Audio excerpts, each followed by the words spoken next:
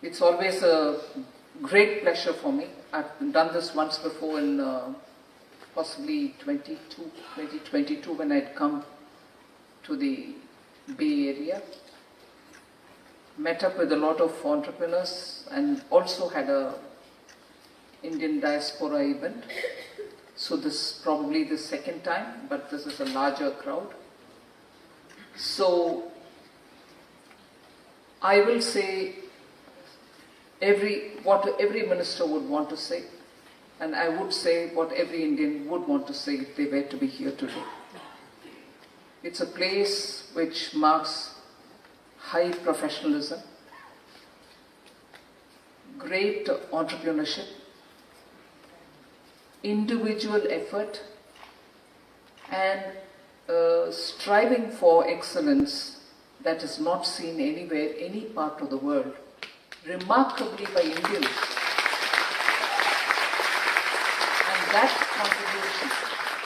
And that contribution has, in the post-globalization era, shown what, if entrepreneurship is given as an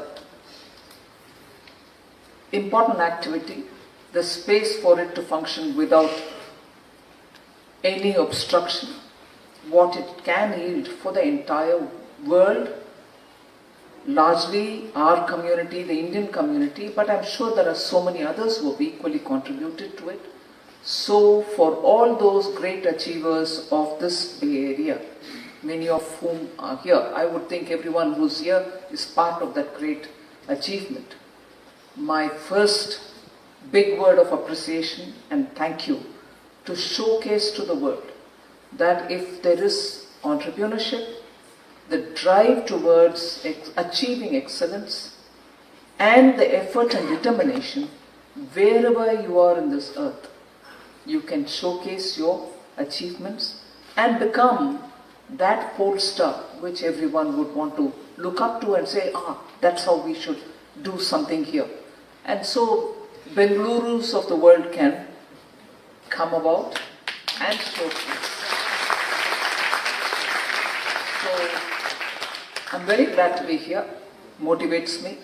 Sometimes I have a little cold sweat because standing before great achievers, I'm talking about things which probably all of you already know. But since I need to make an opening with you, I'd like to tell you that the ambassador was right. Prime Minister makes it a part of every one of his overseas visit to connect with the Indian diaspora, because he thinks that's the most important thing, that India should be able to stand up with sense of pride and connect with each one of you all who are in whichever part of the world doing your best to contribute to the world and therefore stand out as an example. So today, the Indian diaspora is the pivot of many of our foreign policy activity. So everything that the foreign policy, MEA, does has that element into it. Not just strategic partnership, not just friends, not just foes, but that element of the Indian diaspora is so important because you make a lot of difference, not just because you stand out there, cheer for India, hold the flag high, and be good citizens in the country where you are, but equally keep a bridge alive with India. It's not just for these reasons.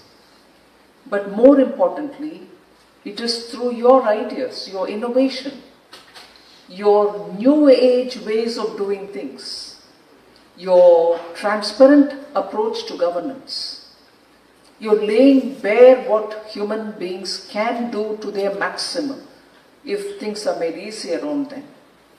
All these are today the struggle of many countries, not just India. I want to say this to you. I was transiting via Germany, this visit, and passed through Austria just 10 days ago when I had gone to the UK. The inputs that I get from there tell me very clearly what last 10 years under the Prime Minister's leadership, under Prime Minister Narendra Modi ji's leadership, India is continuously, relentlessly pursuing ease of doing business, transparency in governance, simplifying governance, maximum of governance, minimum of government. Such approaches which Prime Minister Modi is known for, we think are the baggage that developing countries, emerging market economies, countries like India which want to come out of their 60, 70 years of lethargy have to do, and therefore it is a story which every emerging market country would tell you, or countries like India would tell you.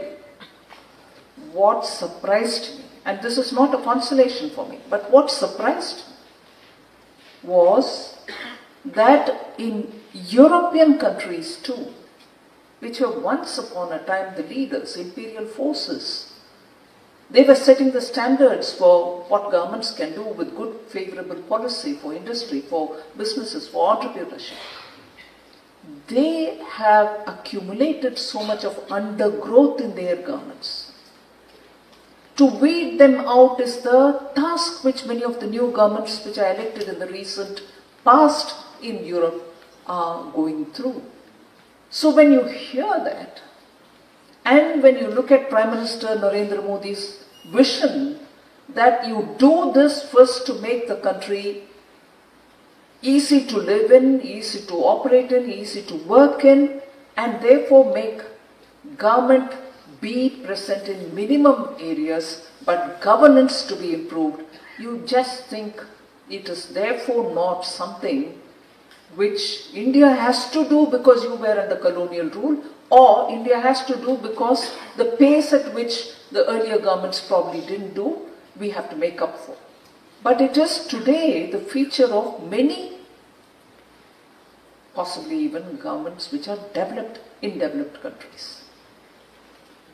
So the reason why I have to bring that here is, one, the visionary leadership, a stable government, continuing government which gives a sense of support and stability are making the difference for India. Stability in government, stability in policy, stability in taxation policies particularly, and making sure that the corruption at the higher levels are all removed. These are the kind of things in which Prime Minister started, and at that time within India the narrative was, well, yes, it's high time we did it because India is suffering for good governance. Without good governance we are suffering. But today, with the global uncertainty because of various different reasons, as they repeatedly say, VUCA, volatility, uncertainty, and an element of not having constancy, and ambiguity, all of which are giving us the feeling that every part of the world is today wondering what is going to happen tomorrow morning. Uncertainties existed always, but not at this scale, not at this frequency, not at this intensity. And as a result, in the last 10 years, what we did for India and sort of lifted it out of that lethargy, you find you are now primed to face the global uncertainties, and therefore you're confident you can pass this season through. And that is the credit which I want to give the Honorable Prime Minister. Relentless pursuit for clean, good governance.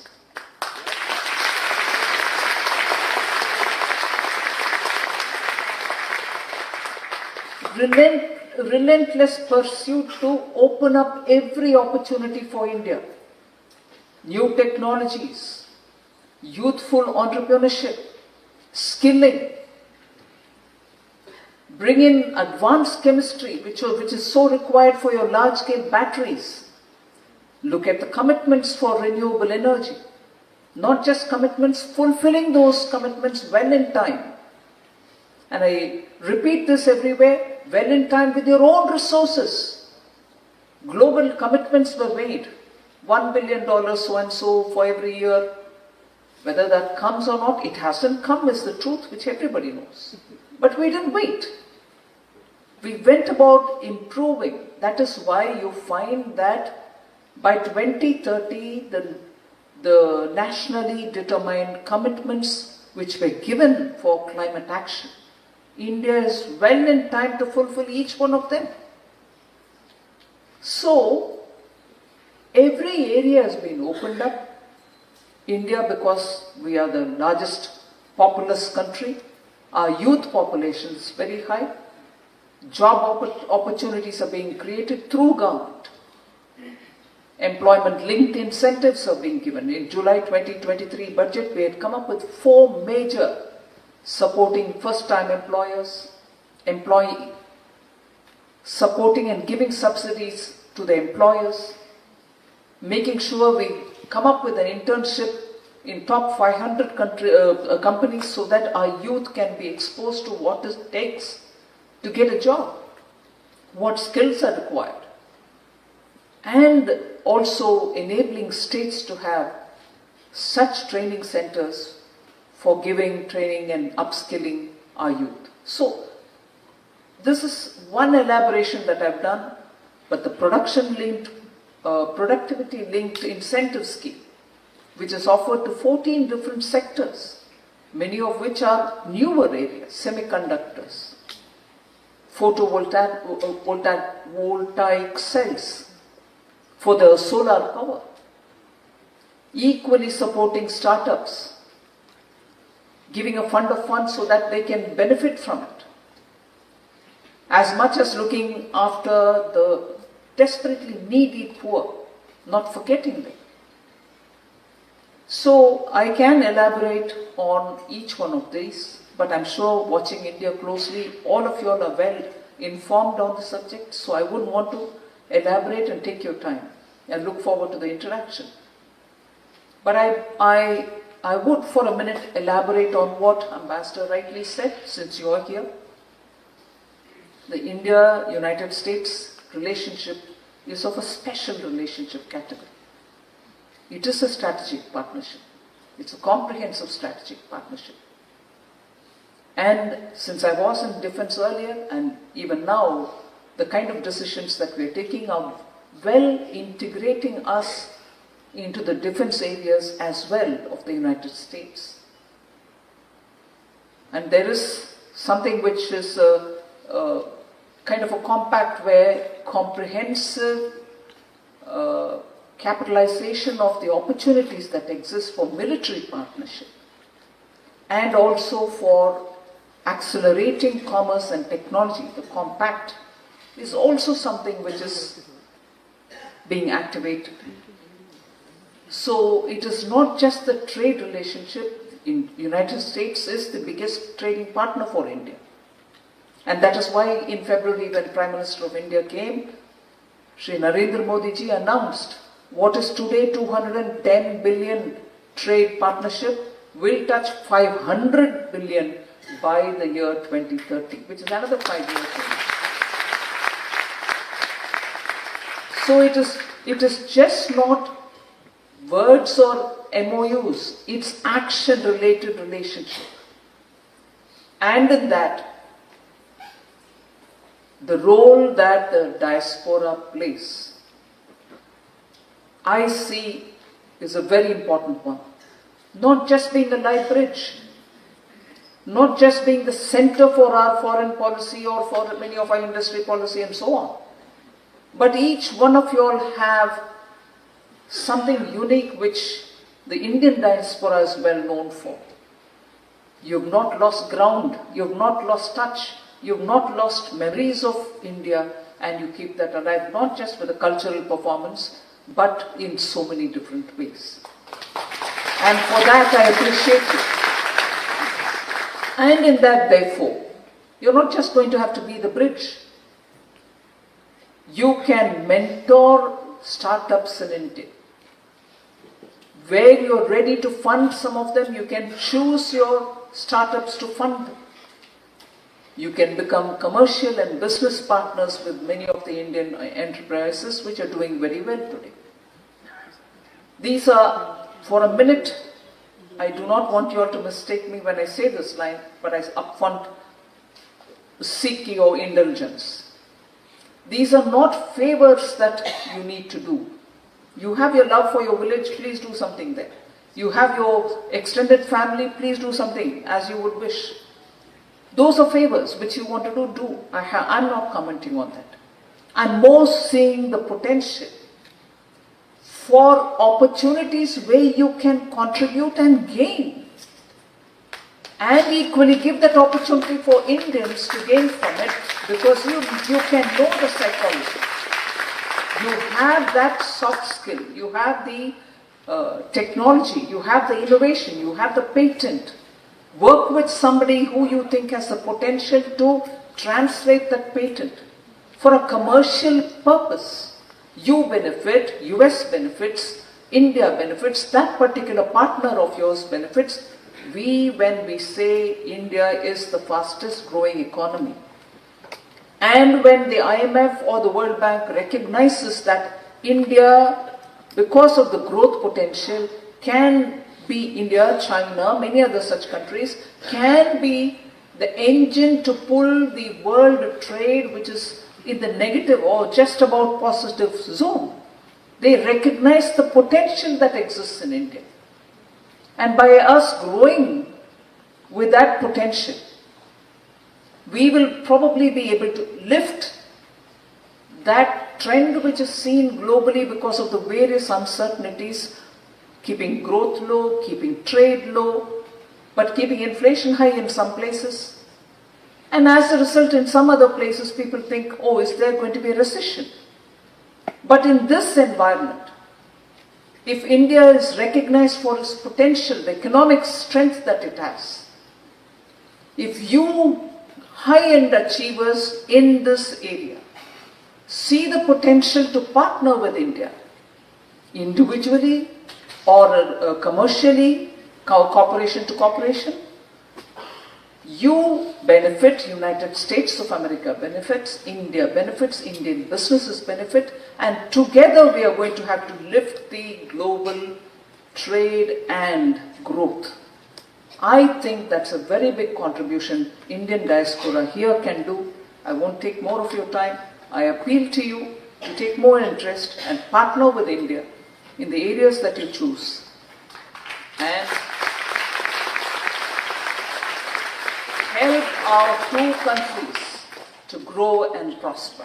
And indeed, it's great to know that you said, yes, our heart is in our motherland, and amazing leaders and entrepreneurs in this room.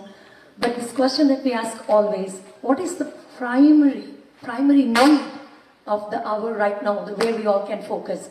I know the startup revolution is amazing, the IT revolution, the AI, everything is amazing. But besides that, education, focus on women. What is the primary need that you expect, some of us at least, to focus on? See, actually, the primary focus is Vikasit Bharat 2047. But for which, how do you achieve it? What's a path? Where do you go? Do you pick up on some? You don't pick up on others? I think the budgets, the last two budgets have explained that pathway very clearly. But because you've asked me a specific question, I have come up with 2 or 3 highlights, but there are many others that I can speak about. In the last 2 years, Prime Minister has made it very clear that if you touched upon 4 sections within the country, you would touch upon everybody. And in a sort of way, he called them the castes, the jati. What are the 4 jatis then? What are the 4 castes? He didn't use the word jati, but later on it got interpreted so. Women, the poor, the youth, and the farmer. I'm sure because all of you all have an Indian origin, you will understand why this has a socio-economic message. Economic, you understand, because Garib, the poor, will have to be attended to. Women will have to be attended to. You want more of them in the workforce. You want them to be educated. You want them to, be independent. You want them to be empowered. So on. Same you would appreciate as to why the farmers have been included. Because farmers in India, particularly in the recent past, at least 40 years, there's been fragmentation of land holding. There are no large estates, no big farms. Small holdings and small farmers are the ones, the marginal farmers are the ones who are doing their maximum best to get our grains, get our pulses and so on. So their productivity, how much ever you try to support, beyond a point cannot increase because so many other factors play into it. The land which is fatigued, the fertilizer that you use and so on. So the small farmer. And the youth, because India's biggest number, which is a big asset for India, and that's why we constantly keep saying demographic dividend. But if you were to address them, every student, and give them the necessary qualification, skilling, upskilling, and the opportunity with access to opportunity. Opportunity may exist, but is the youth able to reach out and go near it? So give them the access for opportunity. That is why he aimed at 4 of these, and that will be the repeat, I would say, in every song that we would have to sing for reaching Vikasit Bharat. Now, do we stop there? Are we just going to give them education? Are they going to be given just skilling? Or is the farmer going to be given some dole? Or is the women also going to be given some? It's just not that. So this is one thing. The other, as I said, there are sectors which have been highlighted as those sunrise sectors, which are so important for us to build our capacities in. Because India has shown to the world that it has leadership position in many things, digital public infrastructure, as a result of which people who couldn't think of global market access. One village entrepreneur today is able to touch upon the global market for his wares, for the product that he produces. But who created the digital public infrastructure? Money may be public money, but who created it? It's our own people. The technology experts who did this. We need to now progress more with that kind of technology related things that we need. The knowledge, strength that India has acquired. So not just the sunrise sectors, but also making sure the leadership in providing the globe with those kind of finer skills which India has shown leadership in. So we want to support that. And making sure the fundamental infrastructure for all, digital infrastructure or physical infrastructure, will be invested with public funds. That is why every year you find the capital expenditure going up. And significant increases are happening. So, I hope, ma'am, broadly, I have touched upon things. These are the focus areas. Focus is normally one, but India's size needs focus at many things. Thank you, ma'am. The question I have is, how does India plan to overcome the fiscal deficit? Do you foresee in near future, maybe next 10 years, anywhere the budgetary surplus on the horizon? Thank you.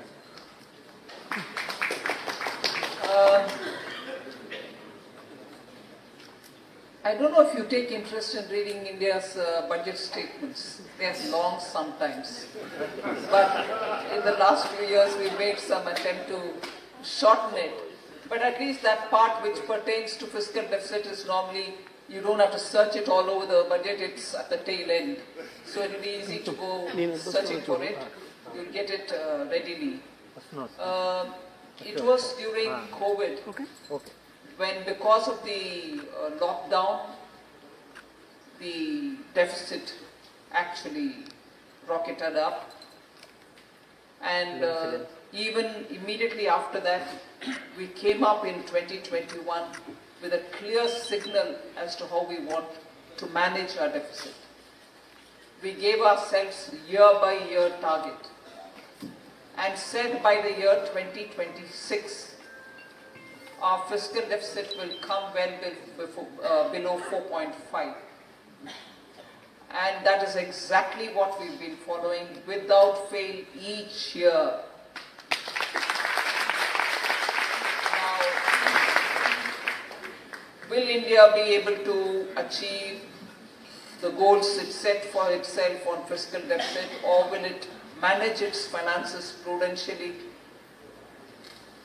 Is a question which, if you ask under Prime Minister Modi's government, the answer will be more than an affirmative.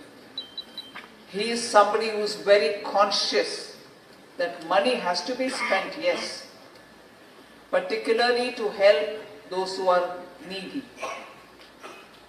But every taxpayer paisa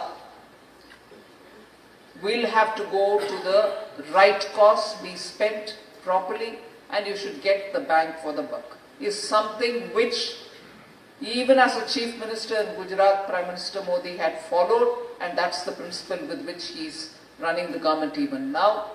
And therefore, there is just no question of fiscal deficit going out of control. If anything, the glide path that was given has been very sincerely being followed. This year, in the RE, we said we'll touch 4.7. 4.8, and what was said in the RE is what is actually going to be achieved. And that's also part of what we announced in 2021, and the coming year we should reach below 4.5. But this is just not a statement. It is also shown in the way we are managing our debt. Immediately after COVID, our debt position was such that we went over 62% to the GDP. Now within 4 years, we have brought that down to 57.4% of the GDP. So within 4 years, you see clear steps being taken to bring the debt to GDP number to an acceptable level. And in the July budget, we have very clearly said by 2030, the debt to GDP will come closer to 50%, where it reached 61% or some closer to 61.4. We have given a statement saying we'll bring that down before 2030, closer to 50%. Whilst even well-developed countries have over 100% debt to the GDP. And that's how we are managing our debt. So if your concern is well taken, and I'm giving you the response to how we are managing it. My question is related to one of the hot topics which has been going on since last couple of weeks regarding the reciprocal tariff. Can you please provide your input and thoughts around how this is going to impact the Indian economy? Thank you. I thought somewhat I did mention it during my opening remarks. We are one of the countries which actively engaged with the new administration in the United States of America to see how best we can get a bilateral trade agreement done. Equally, the priority that we gave to engage with the government here is more than obviously seen with Prime Minister himself visiting the United States in February. You've had the Commerce and Trade Minister come.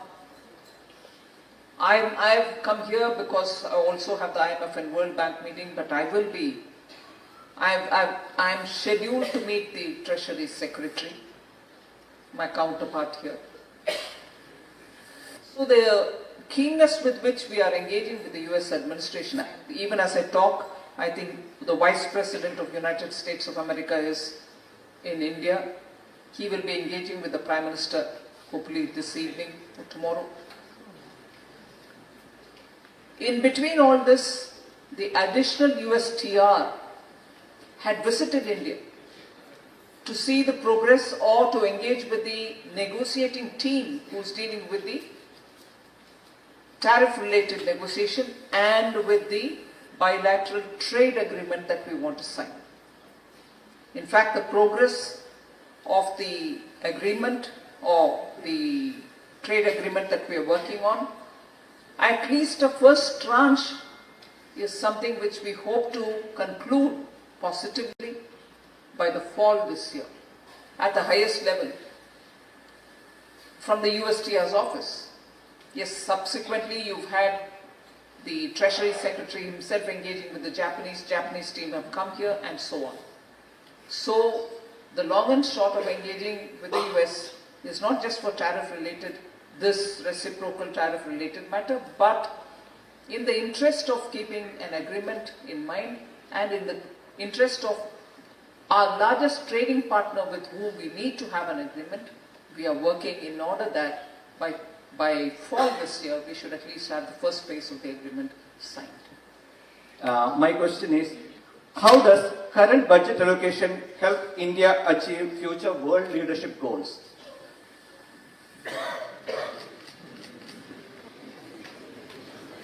Why should just the budget be the subject there then?